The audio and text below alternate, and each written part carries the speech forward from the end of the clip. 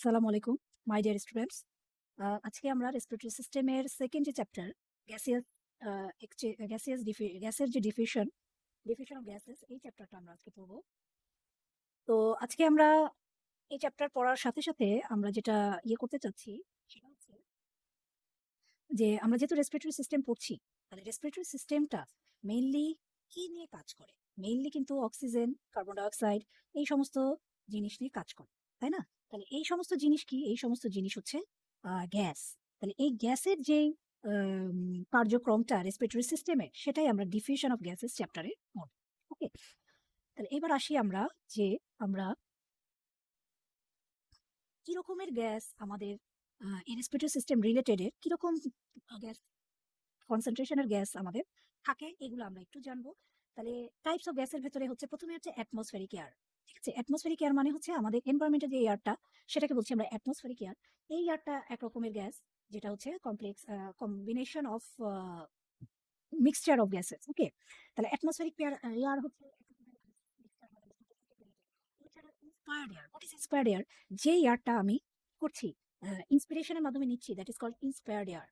আর কি হতে পারে? Alveolar air. আমি যে ইন্সপিরেশন করে নিচ্ছি, এই এয়ারটা অ্যাকচুয়ালি কোথায় যাচ্ছে? অ্যাকচুয়ালি যাচ্ছে হচ্ছে আমাদের অ্যালভিওলিতে। ঠিক আছে, তাহলে অ্যালভিওলিতে এক রকমের কনসেন্ট্রেশনের এয়ার থাকবে। আরেকটা এয়ার কি থাকে? Expired air. মানে কি?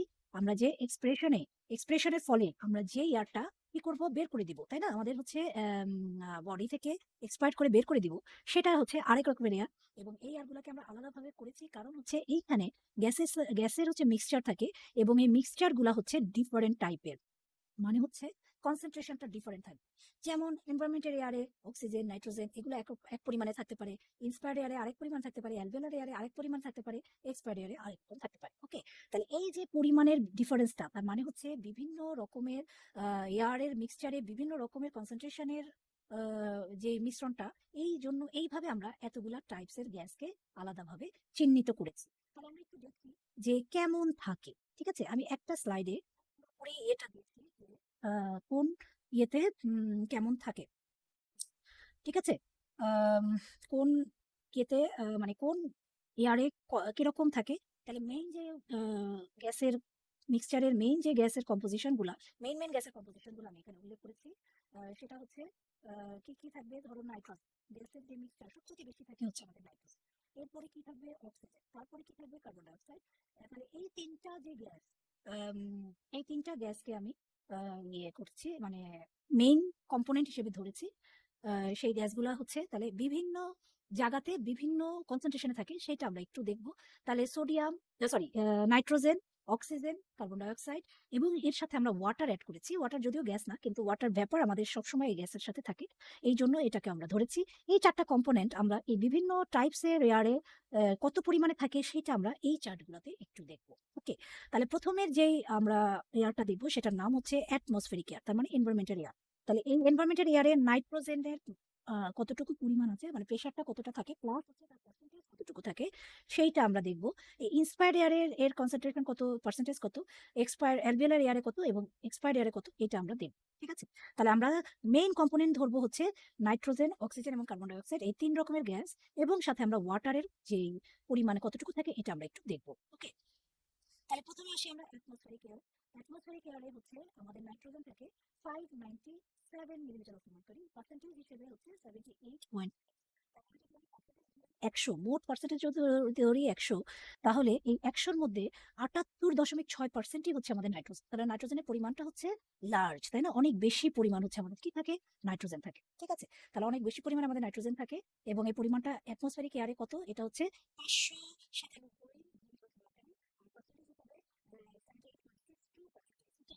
ঠিক সেভাবে আবার হচ্ছে অ্যাটমসফেরিক এয়ারে অক্সিজেন কতটুকু থাকে? 159 মিলিমিটার অফ মার্কারি, এবং পার্সেন্টেজ হিসেবে 84%। কার্বন ডাইঅক্সাইড থাকবে 0.3 মিলিমিটার অফ মার্কারি, আর হচ্ছে পার্সেন্টেজ হিসেবে 0.04%। ওয়াটার থাকবে 3.7 মিলিমিটার অফ মার্কারি, এবং পার্সেন্টেজ হিসেবে 0.05%। ঠিক আছে, পার্সেন্টেজ হিসেবে 0.05% থাকবে হচ্ছে ওয়াটার। তাহলে এইগুলো হচ্ছে অ্যাটমসফেরিক এয়ার, এবং টোটাল যদি আমরা করি, টোটাল প্রেশার হচ্ছে 760 মিলিমিটার অফ মার্কারি, আর হচ্ছে পার্সেন্টেজ হিসেবে হবে 100%। তাহলে আমরা জানি যে আমাদের যে এনভায়রনমেন্টের যে প্রেশারটা হচ্ছে কত থাকে, এটা থাকে হচ্ছে 760 মিলিমিটার অফ মার্কারি। এটা আমরা আগেও জানি, আমরা আগে পড়েছি। তাহলে এই 760 মিলিমিটার অফ মার্কারিকে আমরা যখন রেসপিরেটরি সিস্টেমে আমরা তো প্রেশারগুলো আমরা সেন্টিমিটার অফ ওয়াটার হিসেবে পড়েছিলাম। তাহলে এই 760 মিলিমিটার অফ মার্কারিকে আমরা সেন্টিমিটার অফ ওয়াটার কত ধরেছিলাম? 0 সেন্টিমিটার অফ ওয়াটার ধরেছিলাম, তাই না? যেটা হচ্ছে ইন্ট্রা অ্যালভিওলার প্রেশার। তাহলে এই ইন্ট্রা অ্যালভিওলার প্রেশারে আমরা 0 ধরেছিলাম। এটা কত? এটা হচ্ছে 760 মিলিমিটার অফ মার্কারি। ওকে। তাহলে এই 760 মিলিমিটার অফ মার্কারি আমাদের তাহলে অ্যাটমসফেরিক এয়ারেও থাকলো, আবার ইন্সপায়ার্ড এয়ারেও থাকছে, অ্যালভিওলার এয়ারেও থাকছে, এক্সপায়ার্ড এয়ারেও থাকছে। ঠিক আছে?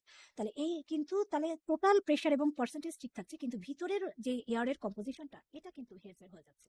তাহলে আমরা ইন্সপায়ার্ড এয়ারে দেখি, ইন্সপায়ার্ড এয়ারে দেখো আমাদের হচ্ছে নাইট্রোজেনের পরিমাণ কিন্তু কমে গেছে। দেখো কত হলো? পার্সেন্টেজ হিসেবে আছে 74%, 74.09%। ঠিক আছে? যেটা আমাদের অ্যাটমসফেরিক এয়ারে কিন্তু 78.62 ছিল। আর প্রেশার হিসেবে ছিল, প্রেশার হিসেবে কত আসলো ইন্সপায়ার্ড এয়ারে? 563.4। ওকে। ঠিক সেভাবে অক্সিজেনের পরিমাণ দেখো আমাদের কত আসলো? 149.3 মিলিমিটার অফ মার্কারি। আর পার্সেন্টেজ হিসেবে আমাদের কত আসছে? পার্সেন্টেজ হিসেবে আসছে 19.67%। ওকে।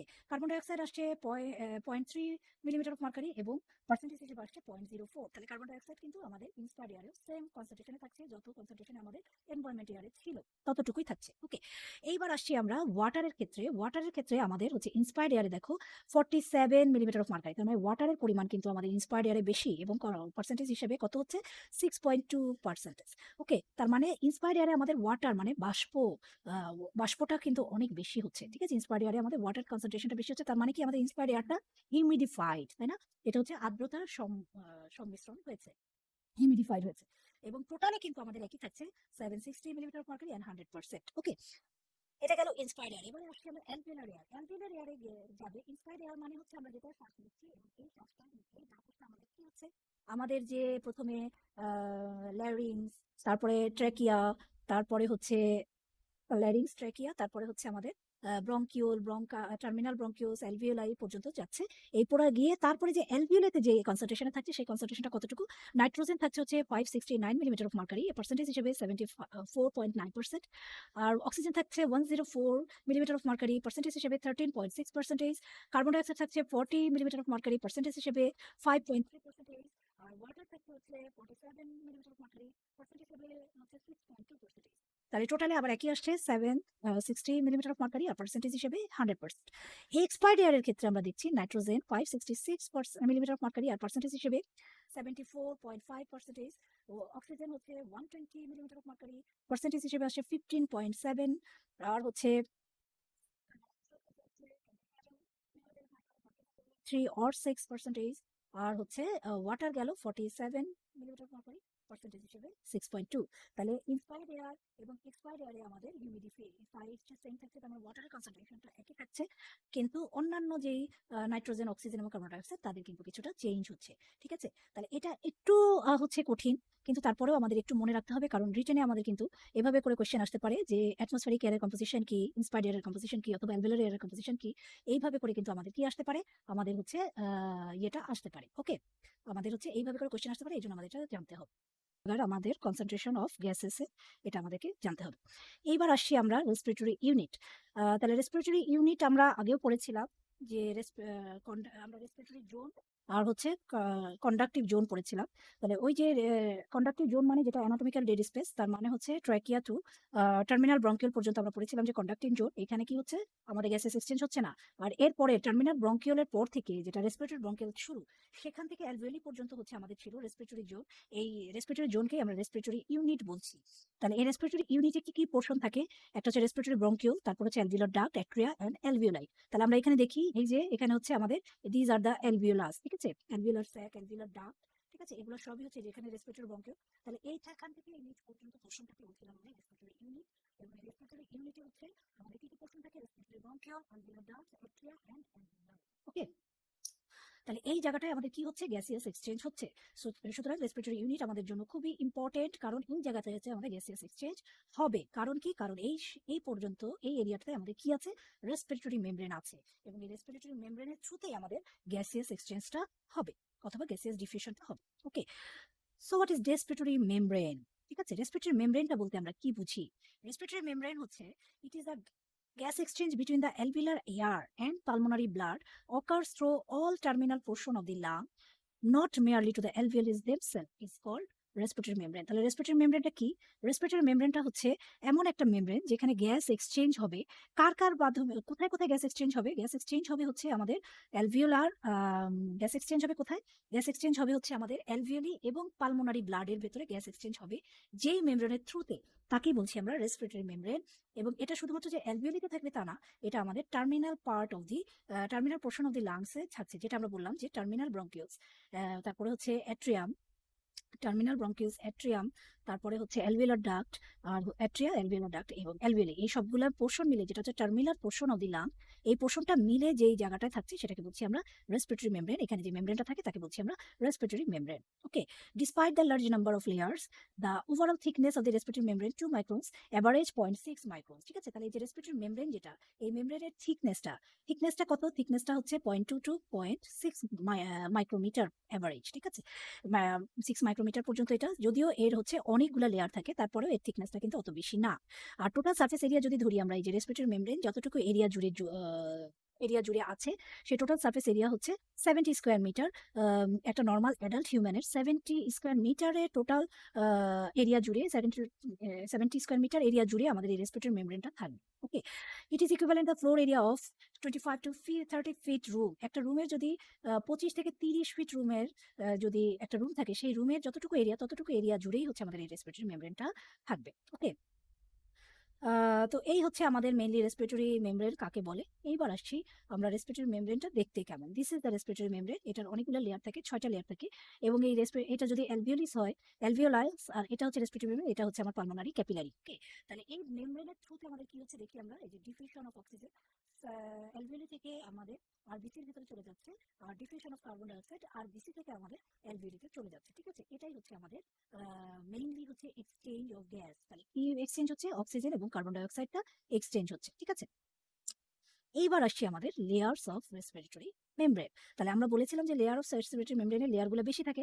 কতটা থেকে? 6টা লেয়ার থাকে। ঠিক আছে, 6টা লেয়ার থাকে এই রেসপিরেটরি মেমব্রেনে।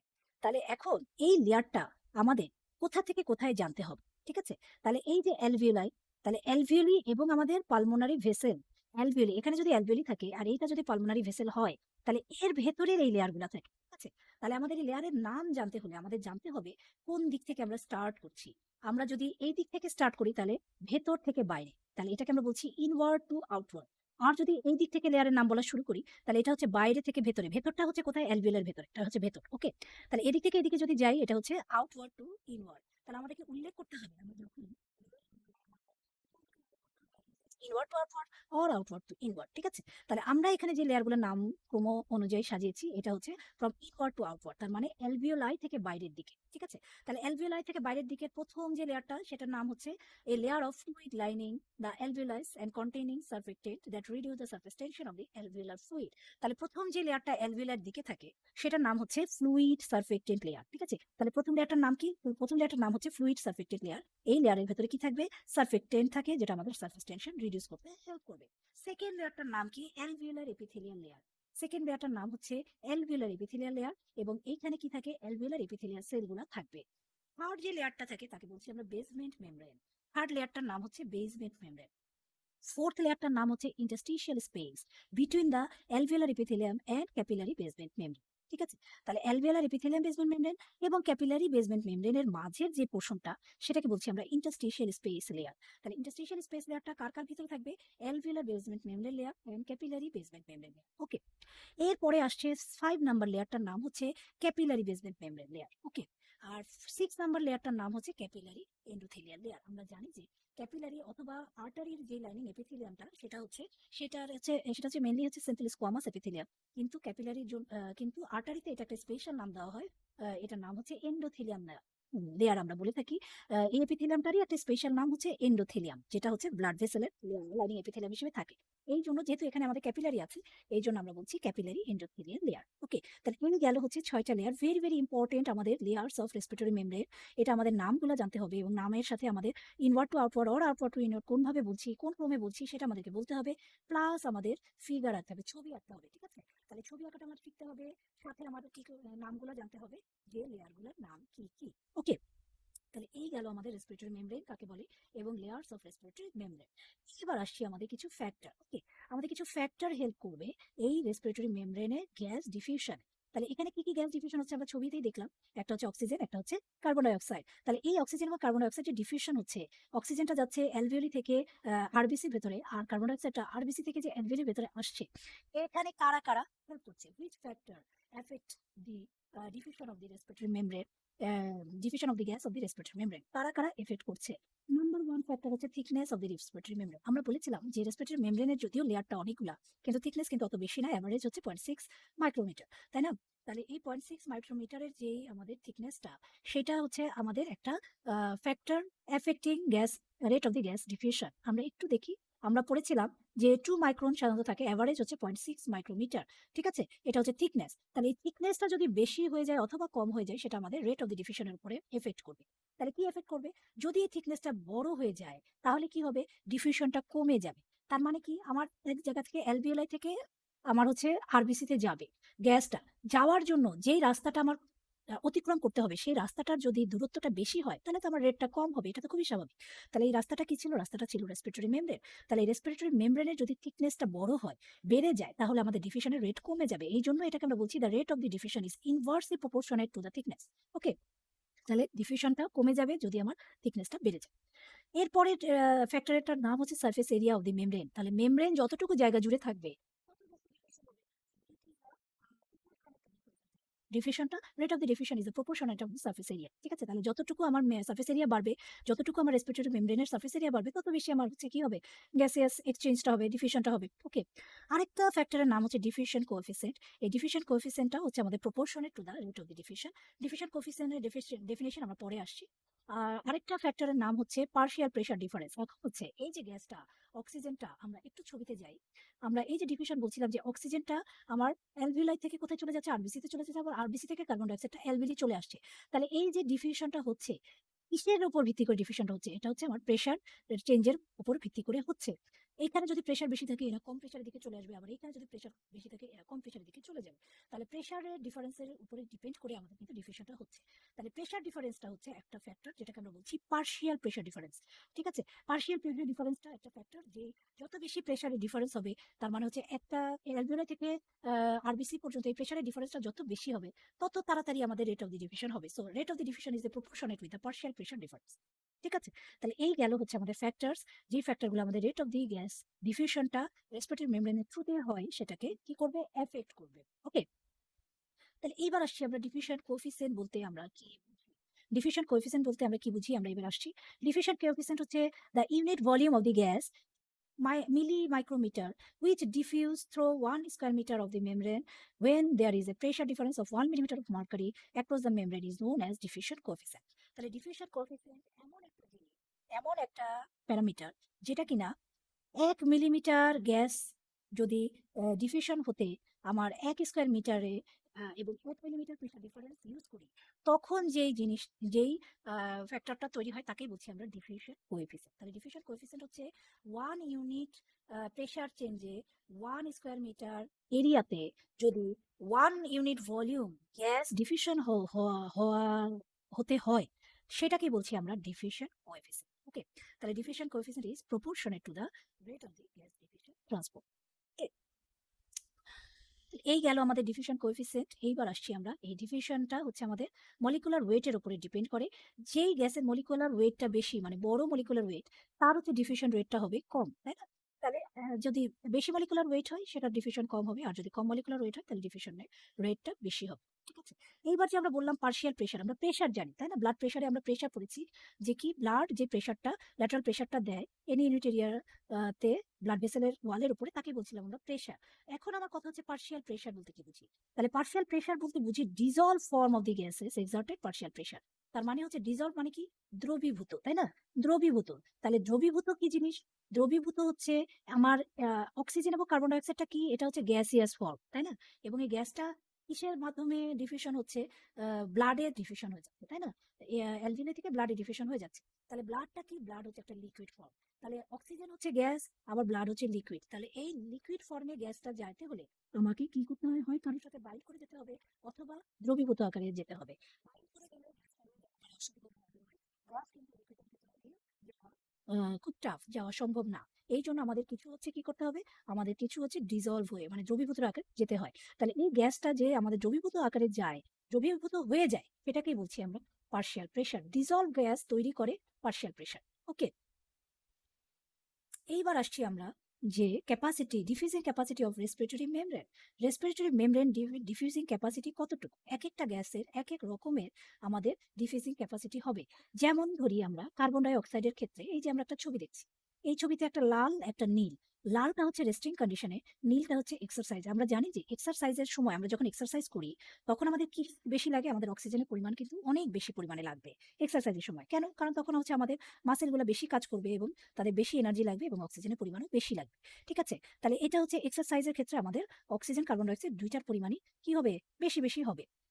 তাহলে এখানে আমরা দেখছি কার্বন মনোক্সাইড, অক্সিজেন এবং কার্বন ডাইঅক্সাইড। তাহলে carbon monoxide, oxygen, carbon dioxide, আমাদের কার্বন মনোক্সাইড অত প্রয়োজন নেই। আমরা অক্সিজেনের ক্ষেত্রে দেখি, অক্সিজেনের ডিফিউজিং ক্যাপাসিটি কত দেখো, 0, 100, 200, 300, 400, 500, 600, এভাবে করে আমরা ডিফিউজিং ক্যাপাসিটিটা বলছি।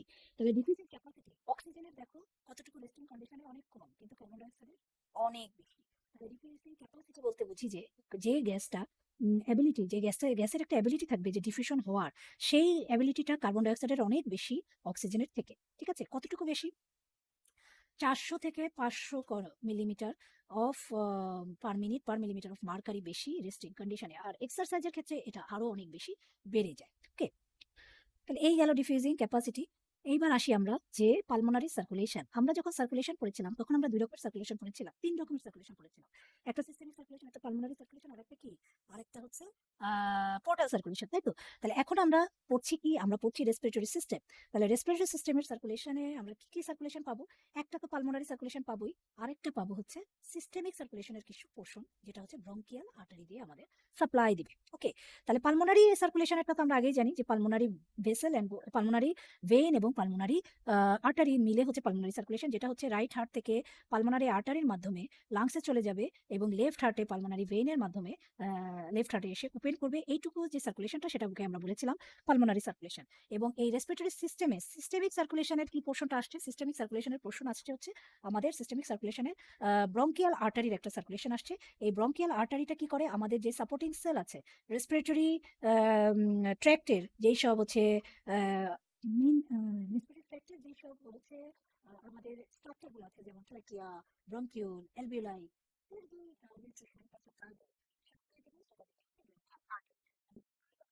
সিস্টেমিক সার্কুলেশনে ব্রঙ্কিয়াল আর্টারি আর পালমোনারি সার্কুলেশনের তো আমরা জানি এটা হচ্ছে পালমোনারি ভেইন এন্ড পালমোনারি আর্টারির মাধ্যমে হচ্ছে সাপ্লাই।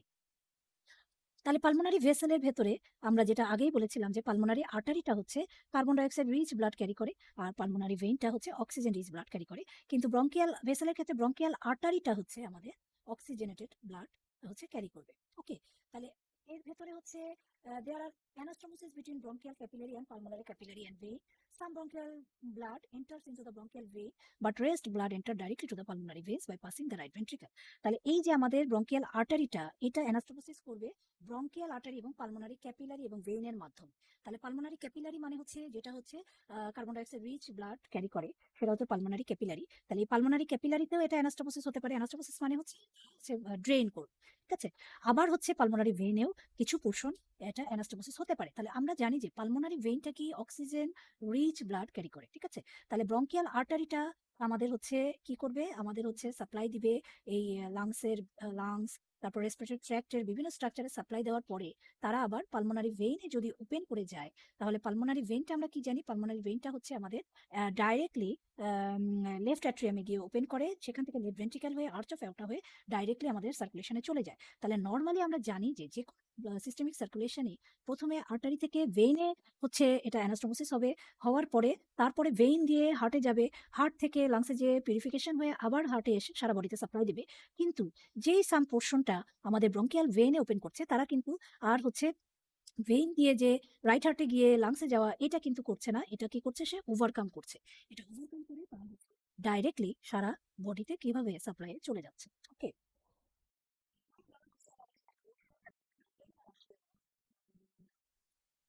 এইবার আসি আমরা হচ্ছে কিছু প্রেশার।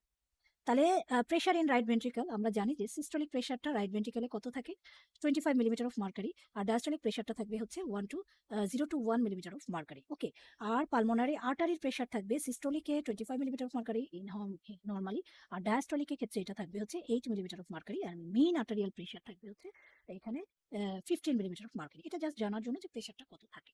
ওকে, আর পালমোনারি ক্যাপিলারি প্রেসারে কত থাকবে, এটা হচ্ছে 7 মিলিমিটার অফ মার্কারি থাকবে। Left atrial and pulmonary venous প্রেসারটা কত থাকবে, 2 মিলিমিটার অফ মার্কারি থাকবে। ওকে, এইবার আসি আমরা হচ্ছে এগুলো জাস্ট প্রেসারটা আমরা জানলাম যে কোথায় কত প্রেসার থাকে। এইবার আসি আমরা এফেক্ট অফ গ্র্যাভিটি। গ্র্যাভিটি মানে কি হচ্ছে মাধ্যাকর্ষণ। মাধ্যাকর্ষণ শক্তির ক্ষেত্রে এফেক্টে কি হবে in erect posture. Erect posture মানে হচ্ছে সেটাকে বলছি আমরা ইরেক্ট পোস্চার। ইরেক্ট পোস্চারে বেস অফ দি লাংস হচ্ছে 30 সেন্টিমিটার বিলো দ্য অ্যাপেক্স। অ্যাপেক্সের থেকে বেসটা হচ্ছে 30 সেন্টিমিটার নিচে থাকে ইরেক্ট পোস্চারে। At the apex pulmonary arterial pressure is less, এই জন্য অ্যাপেক্সে পালমোনারি আর্টেরিয়াল প্রেশারটা কম থাকে। কেন কম থাকে, কারণ হচ্ছে একে গ্র্যাভিটির এগেনস্টে গিয়ে কাজ করতে হয়, ঠিক আছে। আর অ্যাট দ্য বেসটাতে পালমোনারি আর্টেরিয়াল প্রেশারটা বেশি থাকে। কেন বেশি থাকে, কারণ এটা হচ্ছে হার্ট লেভেলে থাকে, তাই এখানে পালমোনারি আর্টেরিয়াল প্রেশারটা কি থাকবে, বেশি থাকবে, ঠিক আছে।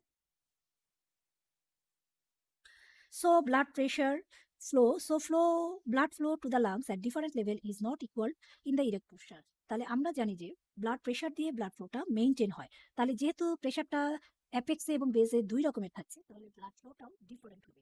যেখানে প্রেশার বেশি সেখানে ব্লাড ফ্লো বেশি, যেখানে প্রেশার কম সেখানে ব্লাড ফ্লো কম হবে। তাহলে সেই হিসেবে আমাদের ব্লাড ফ্লোটা অ্যাপেক্সে কি হবে, কম হবে, কারণ এখানে প্রেশারটাও কম এই জন্য। ওকে, এখন টোটাল ব্লাড ভলিউম লাংসে কতটুকু আছে, টোটাল ব্লাড ভলিউম লাংসে হচ্ছে 750 মিলিলিটার, ঠিক আছে। কার্ডিয়াক আউটপুটের প্রায় 750 মিলিলিটারটা হচ্ছে আমাদের লাংসে টোটাল সার্কুলেশনে আসবে। এর 9% of the total volume of the enter circulatory system থেকে আসে।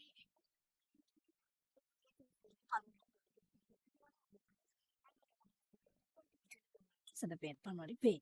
তাহলে 9% আসছে সিস্টেমিক সার্কুলেশন থেকে এবং 70 মিলিলিটার আসছে হচ্ছে আমাদের পালমোনারি সাপ্লাই থেকে। ওকে, দ্য লাংস সার্ফেসে ব্লাড রিজার্ভার, লাংস একটা ব্লাড রিজার্ভার হিসেবে কাজ করে। Cardiac pathology may shift blood from the systemic circulation to the pulmonary circulation. Cardiac মানে হচ্ছে হার্টের যদি কোনো ডিজিজ হয় তাহলে কি হবে, তাহলে লাংসে বেশি বেশি ব্লাড কি হবে, জমা হবে, কারণ হার্ট প্রপারলি পাম্প করতে পারবে না। হার্ট যদি প্রপারলি পাম্প করতে না পারে তাহলে হার্টের ভেতরে ব্লাড জমা হবে, টোটাল ব্লাডটা সে বের করতে পারবে না। এটা আলটিমেটলি আমাদের পালমোনারি সিস্টেমে এসে কি হবে, জমা হয়ে যাবে হার্টের যদি কোনো ডিজিজ থাকে।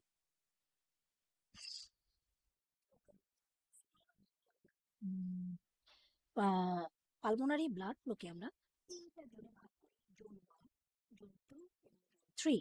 তাহলে জোন 1, জোন 2, জোন 3টা the capillaries in the alveolar walls are distended by blood pressure inside them, but simultaneously they are compressed by the alveolar air pressure on their outside, ঠিক আছে। এখন আমার যে ক্যাপিলারি গুলো আছে, অ্যালভিওলার ওয়ালের যে ক্যাপিলারি গুলো ছিল, তাদের হচ্ছে তাদের ব্লাড যখন যাবে তখন হচ্ছে কি হবে, ডিস্টেন্ডেড হবে ব্লাড ভেসেল গুলা, এবং এটা হচ্ছে ব্লাড প্রেশারের জন্যই হবে, ঠিক আছে। আবার হচ্ছে যদি এরকম হয় যে simultaneously they are compressed by the alveolar air, যেহেতু অ্যালভিওলার সারাউন্ডিং এ থাকছে আমার যে ক্যাপিলারি, অ্যালভিওলার যে পালমোনারি ক্যাপিলারি গুলা, এগুলা কিরকম থাকে, এগুলা হচ্ছে আমাদের ইয়ের মতো থাকে, নেস্টের মতো থাকে। নেস্ট মানে কি, পাখির বাসা।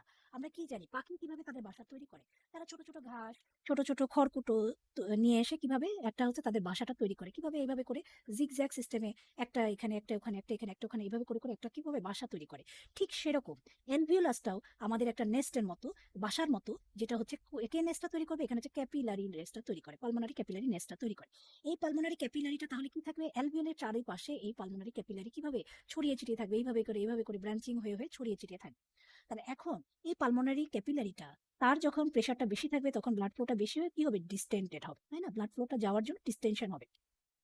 কিন্তু যেহেতু এটা একটা অ্যালভিলাসের চারপাশে আছে, আরেকটা অ্যালভিলাসের চারপাশে আছে, এখন এই অ্যালভিলাসের প্রেশারটা যদি বেশি হয় তারা কি করছে, এই ক্যাপিলারিটাকে কি করছে, কম্প্রেস করছে। ধরো এইখানে একটা অ্যালভিলি আছে, এখানে একটা অ্যালভিলি আছে, এর মাঝে যে ক্যাপিলারিটা, এই প্রেশারটা বেশিতে হবে কি, এরা কি করবে, চাপ দিবে, এই ক্যাপিলারি গুলোতে চাপ দিবে, চাপ দিয়ে আউটসাইড দিয়ে চাপ দিবে, যার জন্য ওর ডিস্টেনশনটা আর সেভাবে হতে পারবে না।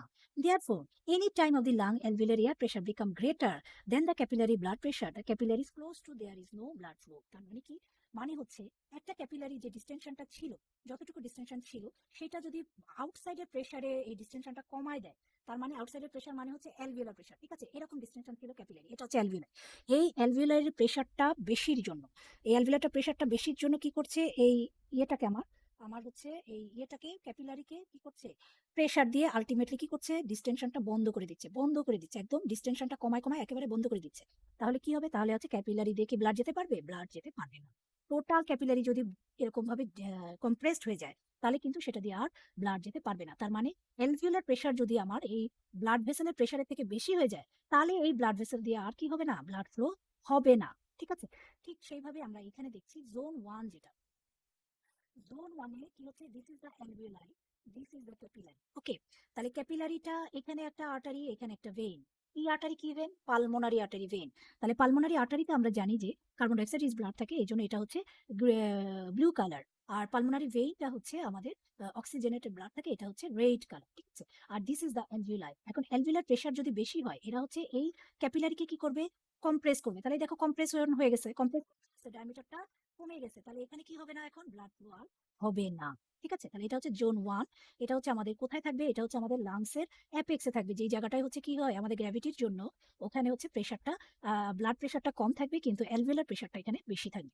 এই জন্য এখানে কি হবে না, ব্লাড ফ্লোই হবে না। তাহলে ব্লাড ফ্লো না হলে কি হবে, ব্লাডই যদি না যায়, তাহলে আমার যে ডিফিউশনে ব্লাডও যাবে, সেই গ্যাসটা ডিফিউশন করার জন্য ব্লাডটাকে পাবে। তাহলে এই জায়গাটা কি হবে না, ব্লাড ফ্লো না হলে কি হবে না, আমাদের গ্যাসে ডিফিউশন হবে না। এটা গেল জোন 1। এবার আসি জোন 2, এটাকে বলছি আমরা, তাহলে জোন 1 হচ্ছে নো ফ্লো, কোনো ব্লাড ফ্লো হচ্ছে না। জোন 2টা হচ্ছে intermittent flow. What do you mean the intermittent flow? Intermittent flow মানে হচ্ছে একবার ফ্লো হবে আর একবার ফ্লো হবে না, ইন্টারমিটেন্ট। একবার হবে আর একবার হবে না। তাহলে কখন হবে?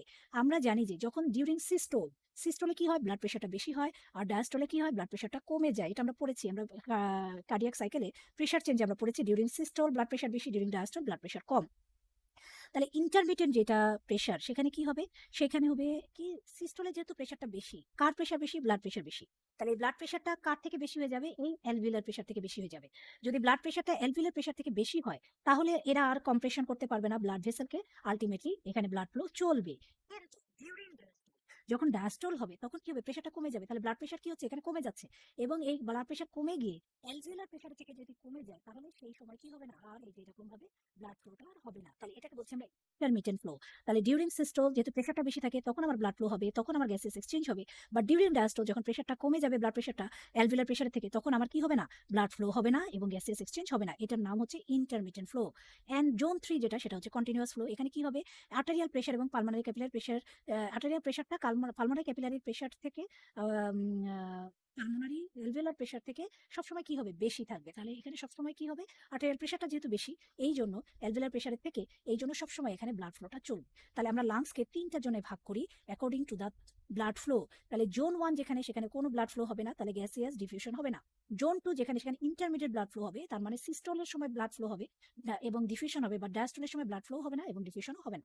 জোন 3 যেটা, সেটা হচ্ছে কন্টিনিউয়াস ফ্লো, এবং এখানে সিস্টোলের সময়ও ব্লাড ফ্লো হবে এবং গ্যাস ডিফিউশন হবে, এবং ডায়াস্টোলের সময়ও ব্লাড ফ্লো হবে এবং গ্যাস ডিফিউশন হবে। ওকে, তাহলে এইভাবে করে আমরা 3টা জোনে ভাগ করতে পারি লাংসকে। এইবার আসি যে জোন 1 এ যেহেতু ব্লাড ফ্লো নাই, তাহলে এখানে কার্ডিয়াক সাইকেলে এখানে লোকাল অ্যালভিওলার ক্যাপিলারি প্রেশারের জন্য নেভার রাইজ হায়ার, এই জন্য এখানে কোনো ইয়েই হবে না, গ্যাসেস এক্সচেঞ্জ হবে না। ঠিক আছে, জোন 2 তে ইন্টারমিটেন্টই হবে, আর জোন 3 তে কন্টিনিউয়াস হবে, এটা আমরা পড়লাম। ওকে, এইবার আসি আমরা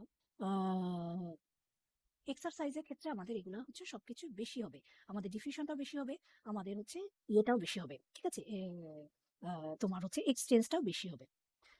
এইবার আসছি আমরা পালমোনারি ডাইনামিক্স এর ক্ষেত্রে।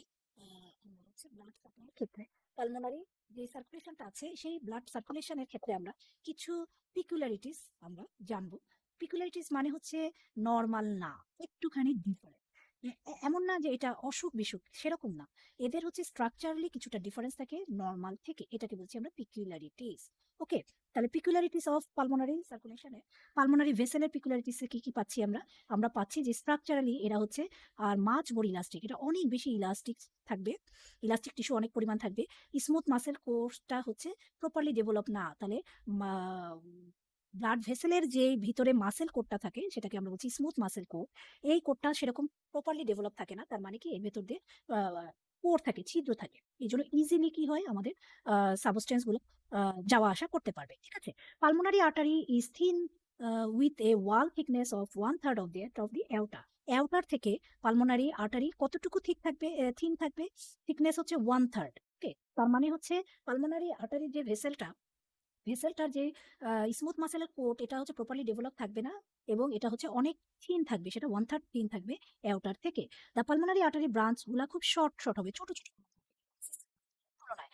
ঠিক আছে? আর স্মল আর্টেরিয়াল ভেসেল আর endothelial tube with relatively treated muscle with their walls. আমরা বললাম যে মাসেল ওয়ালটা হচ্ছে কি থাকে, প্রপারলি ডেভেলপ থাকবে না, এবং তাদের হচ্ছে থিকনেসও কম থাকবে।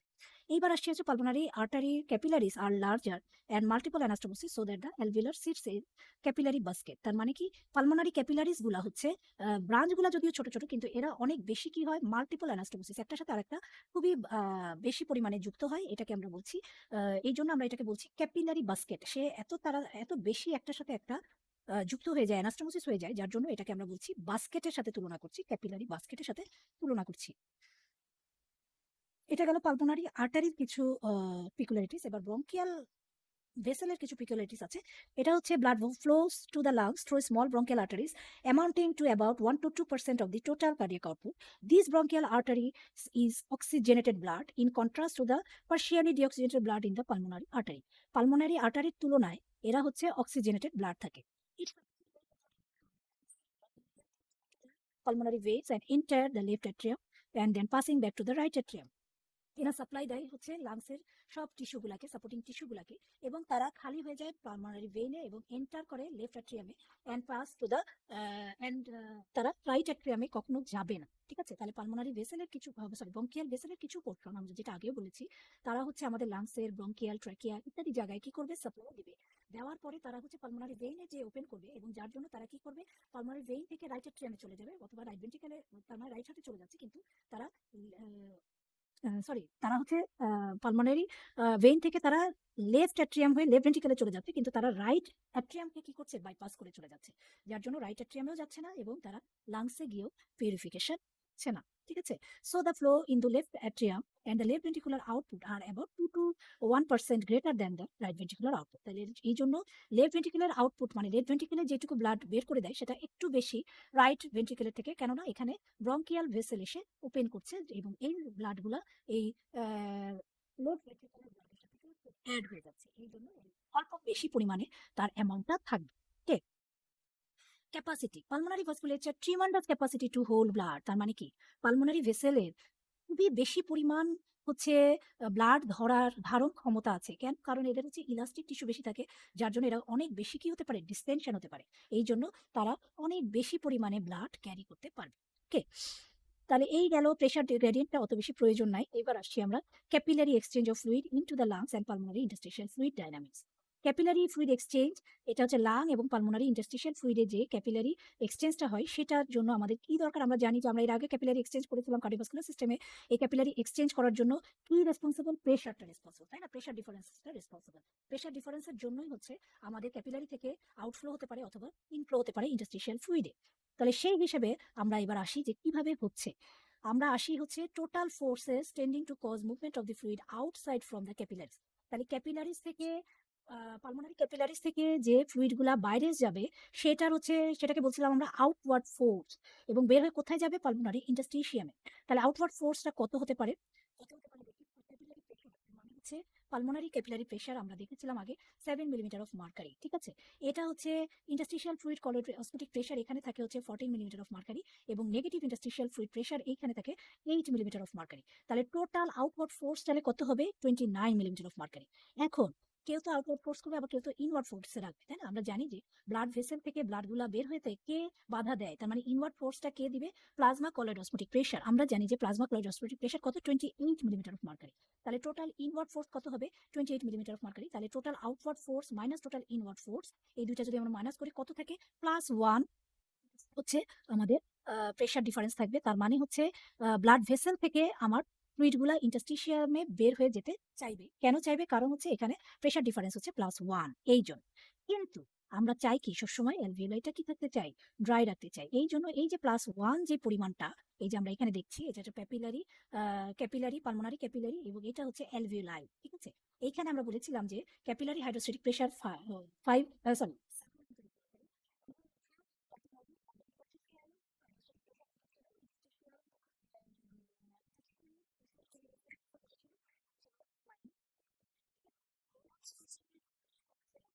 ফ্লুইড প্রেশার ছিল হচ্ছে 8 মিলিমিটার। তাহলে +7 +8 +14 এইগুলো মিলে হলো আমার 29 মিলিমিটার অফ মার্কারি। এরা হচ্ছে কি আউটওয়ার্ড ফোর্স, মানে ব্লাড ফ্লুইডটাকে এই ভেসেল থেকে বের করে দিতে হেল্প করবে, এবং বের হয়ে কোথায় যাবে? অ্যালভিওলার ইন্টারস্টিশিয়াল স্পেসে যাবে। ঠিক আছে? আর হচ্ছে বাধা দিবে কে?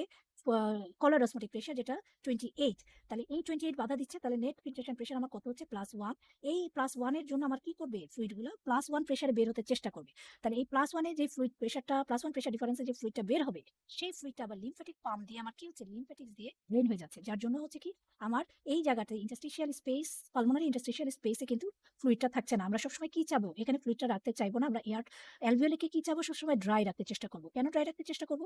কারণ ড্রাই থাকলেই হচ্ছে আমাদের যে রেসপিরেটরি মেমব্রেনটা কেউ কভার করবে না। ফ্লুইড থাকলে রেসপিরেটরি মেমব্রেনটা কভার করে থাকবে আর আমাদের গ্যাস ডিফিউশন হবে না। এইজন্য আমরা চাইবো যে সবসময় ড্রাই থাকবে, যাতে আমাদের গ্যাস ডিফিউশন বেশি হয়। তাহলে এইভাবে করে আমরা অ্যালভিওলিটাকে কি করতে পারি? ড্রাই করে রাখতে পারি। ওকে?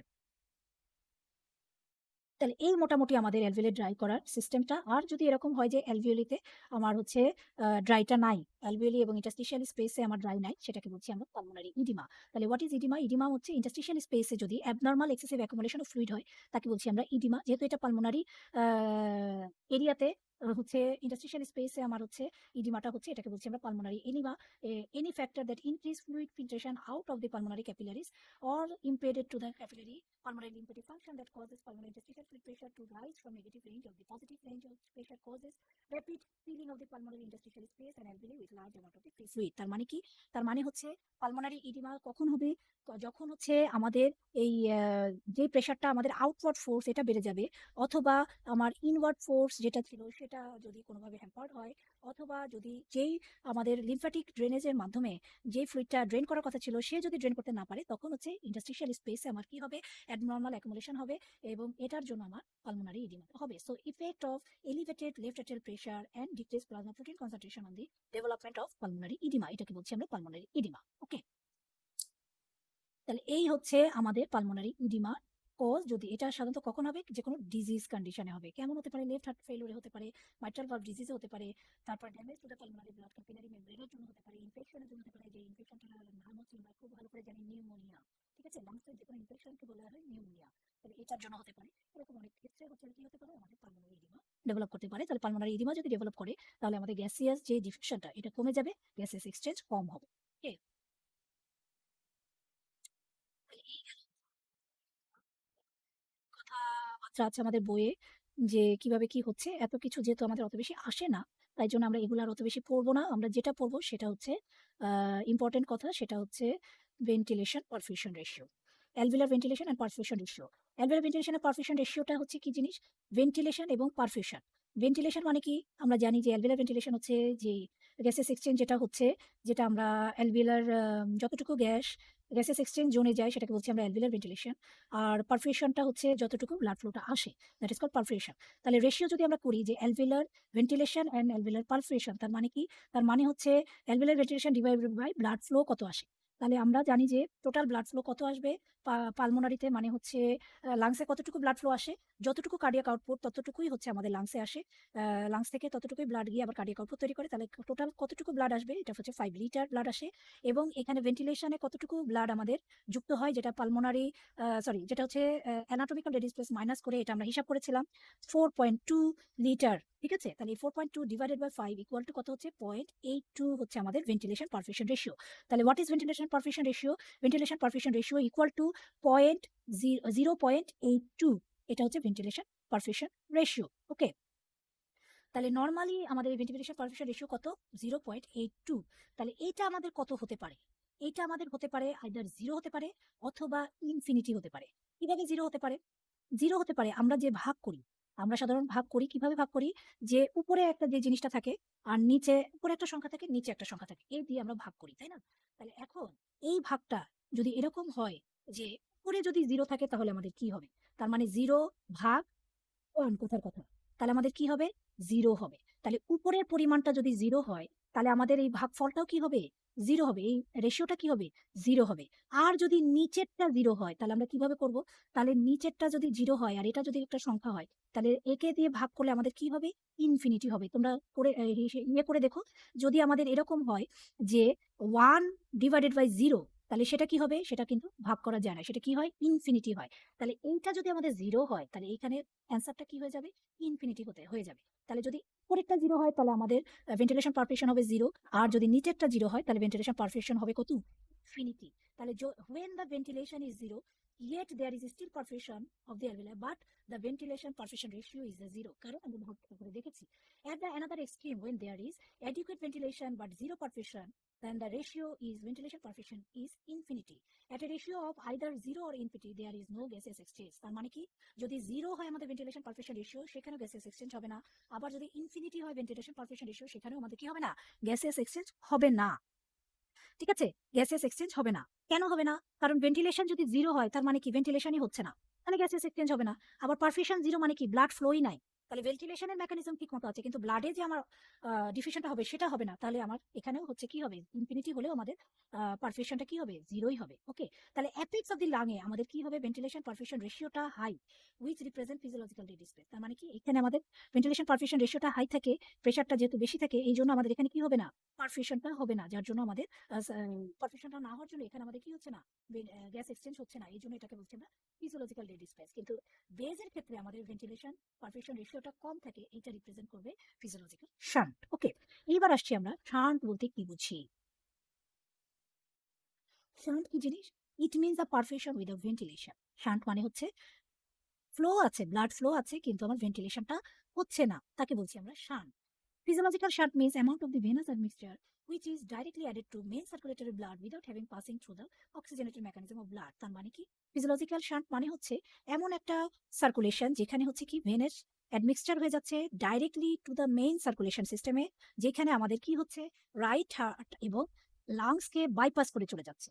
তাহলে আমার একটা ভেইনের সাপ্লাই, যেটা আমার ড্রেন করার কথা ছিল, সমস্ত ভেইনের সাপ্লাই ড্রেন করার কথা ছিল আমাদের রাইট হার্টে, কিন্তু যদি সে রাইট হার্টে ড্রেন না করে সে ডাইরেক্টলি সিস্টেমিক সার্কুলেশন মানে সিস্টেমিক আর্টারিতে ড্রেন করে যায়, তাহলে হবে কি? সে বাইপাস করছে রাইট হার্ট এবং লাংস, বাইপাস করে সে কোথায় চলে যাচ্ছে? সিস্টেমিক সার্কুলেশনে চলে যাচ্ছে। এটাকে বলছি আমরা physiological shunt.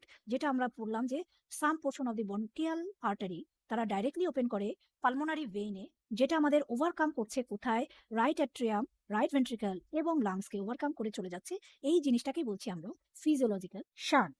Okay, at the another extreme, in the bottom of the lungs, lungs এর বটমে slightly too little ventilation, এখানে ভেন্টিলেশনটা কম থাকবে in relation to the blood flow। তার মানে ভেন্টিলেশন পারফিউশন রেশিওটা অনেক কম থাকে আইডিয়াল নর্মাল যেটা, তার থেকে। in this area a small fraction of the blood phase to become normally oxygenated। যেহেতু এখানে ইয়েটা অনেক কম থাকছে, ভেন্টিলেশন পারফিউশন রেশিওটা কম থাকছে, এই জন্য এখানে অল্প পরিমাণে ব্লাড অক্সিজেনেটেড হয়। এই জন্য এটাকে আমরা বলছি কি? এই জন্য এটাকে আমরা বলছি ফিজিওলজিক্যাল শান্ট। ওকে, তাহলে শান্ট বলতে আমরা কি বুঝলাম? শান্ট বলতে আমরা বুঝলাম যেখানে ভেন্টিলেশন ইট মিনস পারফিউশন হবে, কিন্তু উইদাউট ভেন্টিলেশন, ভেন্টিলেশন ছাড়া আমাদের এখানে কি হবে? পারফিউশন হবে। এটাকে বলছিলাম আমরা শান্ট। ওকে, তাহলে এই গেল হচ্ছে আমাদের ফিজিওলজিক্যাল শান্ট। আর হচ্ছে এই গেল আমাদের mainly gaseous exchange of gaseous diffusion of respiratory membrane. তাহলে এই চ্যাপ্টার থেকে আমরা কি কি পড়লাম আমি একটু আরেকবার বলতে চাচ্ছি। এই চ্যাপ্টার থেকে খুবই ইম্পর্টেন্ট জিনিস কি? 1 নাম্বার ইম্পর্টেন্ট জিনিস হচ্ছে বিভিন্ন রকমের টাইপস অফ গ্যাসের আমাদের কম্পোজিশন গুলা ইম্পর্টেন্ট। এটা আলাদা আলাদাভাবে কম্পোজিশন আমাদের রিটেনে আসতে পারে। রেসপিরেটরি ইউনিট কাকে বলে, সেখানে কোন কোন পোর্শন মিলে রেসপিরেটরি ইউনিটটা তৈরি, এটা আমার জানতে হবে। রেসপিরেটরি মেমব্রেনটা কাকে বলে, ডেফিনেশনটা জানতে হবে। এবং very very important, layers of respiratory membrane. Respiratory membrane লেয়ারগুলোর নাম এবং তার ছবি আঁকা এবং তাদের ফ্যাক্টর, very very important factor. Okay, এরপরে আমাদের কি জানতে হবে? এরপরে আমাদেরকে জানতে হবে যে ডিফিউজিং ক্যাপাসিটিটা কার বেশি? ডিফিউজিং ক্যাপাসিটিটা বেশি অক্সিজেনের তুলনায় কার্বন ডাইঅক্সাইডের বেশি। ওকে, এরপরে আমরা সার্কুলেশন সম্পর্কে জানলাম যে 2 রকমের সার্কুলেশন হতে পারে আমাদের। একটা হচ্ছে পালমোনারি সিস্টেমিক সার্কুলেশনের, যেটা ব্রঙ্কিয়াল আর্টারি দিয়ে হয়, আর হচ্ছে পালমোনারি সার্কুলেশন হতে পারে। ওকে, আবার আমরা জানলাম যে বিভিন্ন জায়গায় গ্র্যাভিটির জন্য বিভিন্ন জায়গায় আমরা বিভিন্ন জোন হিসেবে ভাগ করছি ব্লাড ফ্লোর জন্য। Zone 1, zone 2, zone 3। তাহলে জোন 1 এ হচ্ছে আমাদের যেহেতু পারফিউশন হয় না, এজন্য গ্যাসিয়াস ডিফিউশনও হবে না। জোন 2 তে হচ্ছে যেহেতু প্রেশারটা ব্লাড প্রেশারটা আমার অ্যালভিওলার প্রেশারের থেকে বেশি থাকে সিস্টোলের সময়, তাই জন্য সিস্টোলে হচ্ছে আমাদের ডিফিউশন হবে, ডায়াস্টোলে আবার হবে না। আবার হচ্ছে যেখানে জোন 3 কন্টিনিউয়াস ফ্লো, এখানে হচ্ছে আমার প্রেশারটা ব্লাড প্রেশারটা অ্যালভিওলার প্রেশারের থেকে বেশি থাকে, এজন্য আমাদের কন্টিনিউয়াসলি এখানে কি হবে? গ্যাসের ডিফিউশন হবে। ওকে, ব্লাড ফ্লো হবে, গ্যাসের ডিফিউশনও হবে। এটা আমরা জানি। এবার আমরা আরেকটা কি জানলাম? আমরা জানলাম যে আমাদের কিছু peculiarities আছে যেটা pulmonary capillaries এর কিছু peculiarities আছে, এটা আমরা পড়লাম। এটা জানতে হবে। আরেকটা কি জানতে হবে আমাদের capillary fluid exchange in lungs and pulmonary interstitial space এ এখানের আমাদের হিসাবটা জানতে হবে যে ইনওয়ার্ড ফোর্স এ কত, এটা আমরা পড়লাম যে 29, আর আউটওয়ার্ড ফোর্স হচ্ছে 29 আর ইনওয়ার্ড ফোর্স হচ্ছে 28।